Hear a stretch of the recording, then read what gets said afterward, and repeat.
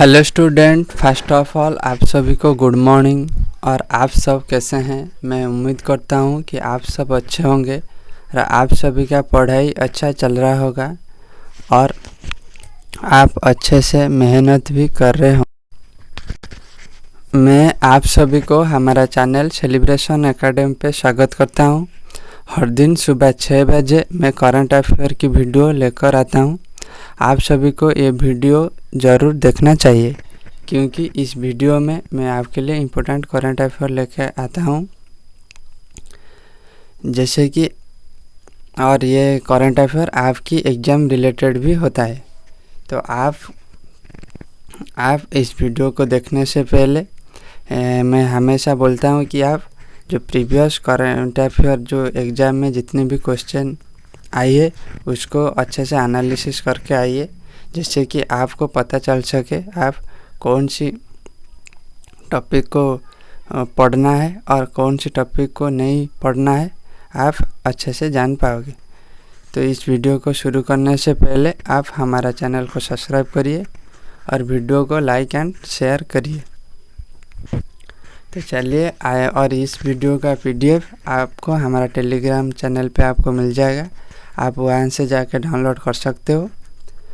तो चलिए आज की क्लास शुरू करते हैं और देखते हैं आप सभी के लिए क्या क्या इम्पोर्टेंट करंट अफेयर आज की क्लास में रखा गया है। तो आज की पहली न्यूज़,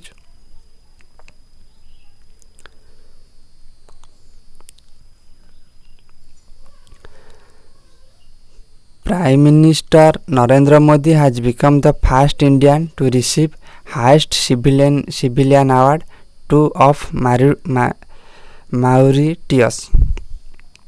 ओके, जो यहाँ पर जो नरेंद्र यानी कि जो नरेंद्र मोदी जी को एक अवार्ड मिली है। कौन सी अवार्ड?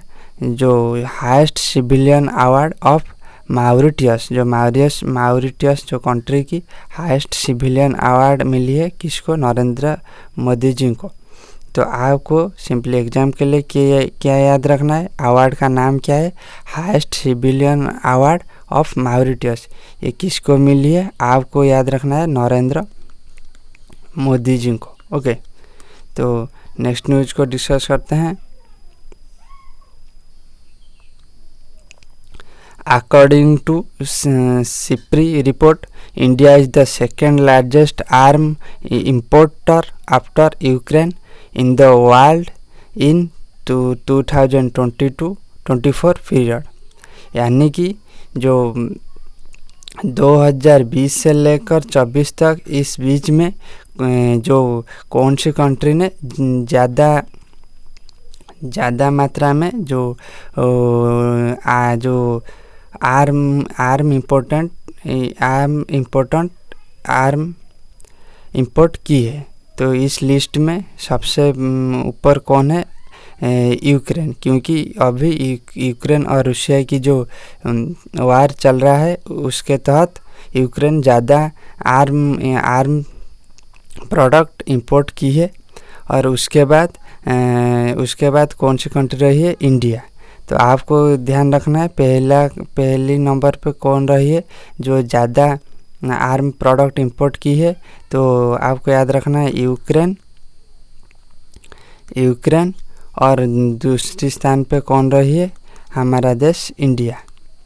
ये कौन सी रिपोर्ट है? According to SIPRI report. Okay, तो आपको ये ध्यान रखना है। तो नेक्स्ट न्यूज़ को डिस्कस करते हैं। नेक्स्ट न्यूज़ क्या है? देखिए, Coal India Limited has inked a memorandum of understanding with Indian Institute of Technology IIT Hyderabad for establishing a center of clean coal energy and net zero cleans at Hyderabad। यहाँ पर एक memorandum sign हुई है किस के बीच में? आपको याद रखना है Coal India Limited and in IIT Hyderabad, Indian Institute of Technology IIT Hyderabad के बीच में। किस लिए? Clean coal energy and net zero, जिसका शॉर्ट फॉर्म है क्लींच। इसके लिए हैदराबाद में ये मेमोरेंडम साइन हुई है। तो एग्ज़ाम में आपके लिए यहाँ से क्या क्वेश्चन आ सकती है, देखिए जो एग्ज़ाम में पूछ सकता है, जो clean coal energy and net zero CLEANZ, इसके लिए किस किस के बीच में मेमोरेंडम साइन हुआ था। तो आपको ध्यान रखना है Coal India limited CL and जो IIT Hyderabad, Indian Institute of technology Hyderabad के बीच में। ओके, तो ये आपको ध्यान रखना है। तो नेक्स्ट न्यूज़ को चलते हैं। तो ये नेक्स्ट न्यूज़ क्या है, Assam will be the first state in the country to have its own satellite ASAMSat। Okay, यहाँ पर क्या बताया जा रहा है, देखिए आसाम, देखिए जो हमेशा इंडिया के लिए कौन सैटेलाइट बनाता है, इसरो, जो इंडियन स्पेस रिसर्च ऑर्गेनाइजेशन, ये इंडिया के लिए हमेशा सैटेलाइट बनाता है। और दूसरी भी फॉरेन कंट्री की कुछ जो स्पेस एजेंसी है वो भी बनाते हैं, लेकिन ज़्यादा कौन बनाता है, इसरो बनाता है। तो इसके तहत जो आसाम, जो इंडिया की एक स्टेट है, उसने फर्स्ट टाइम उसने खुद का सैटेलाइट बनाने जा रहा है, जिसका नाम रखा गया है ASAMSat। और ये किसको, ये जो बनाने के लिए कॉन्ट्रैक्ट सौंपा है, इसरो को। तो आपको सिंपली याद रखना है, जो आसाम पहले जो एग्ज़ाम में पूछ सकता है, जो पहला स्टेट कौन है इंडिया का जिसका खुद का सैटेलाइट है, तो आपको बताना है आसाम, और उस सैटेलाइट का नाम क्या है आपको याद रखना है, ASAMSat।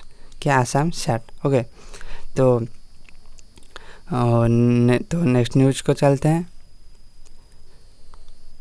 जो United Nation declares July 12 as the international day of hope.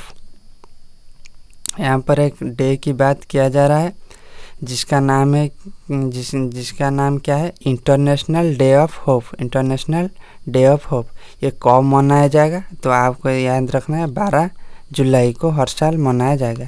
ये किसने डिक्लेयर की है, आपको याद रखना है, UN ने, यूनाइटेड नेशन ने डिक्लेयर कर दिया है कि 12 जुलाई की हर साल जो इंटरनेशनल डे ऑफ होप मनाया जाएगा। Okay, international day of hope मनाया जाएगा, तो आपको ये ध्यान रखना है। तो नेक्स्ट न्यूज़ को डिस्कस करते हैं। देखिए, जो world para athletics grand prix 2025 kicks of in new Delhi. यानी कि जो world para athletics grand prix 2025 ये कहाँ पर होने वाला है, तो आपको इसका वेन्यू याद रखना है, न्यू दिल्ली। कहाँ पर, न्यू दिल्ली। तो सिंपली आपको एग्जाम में पूछेगा जो 2025 वाला world para athletics grand prix कहाँ पर हुआ था, तो आपको बताना है न्यू दिल्ली। कहाँ पर, न्यू दिल्ली। ओके, तो ये आपको ध्यान रखना है। तो नेक्स्ट न्यूज़ को डिस्कस करते हैं। नेक्स्ट न्यूज़ को डिस्कस करते हैं। ओके, ये इस क्लास का आखिरी न्यूज़ है, तो आपको ये ध्यान रखना है। जो president Draupadi Murmu launched a state level campaign spiritual education for holistic wellbeing of Brahma Kumaris in Haryana.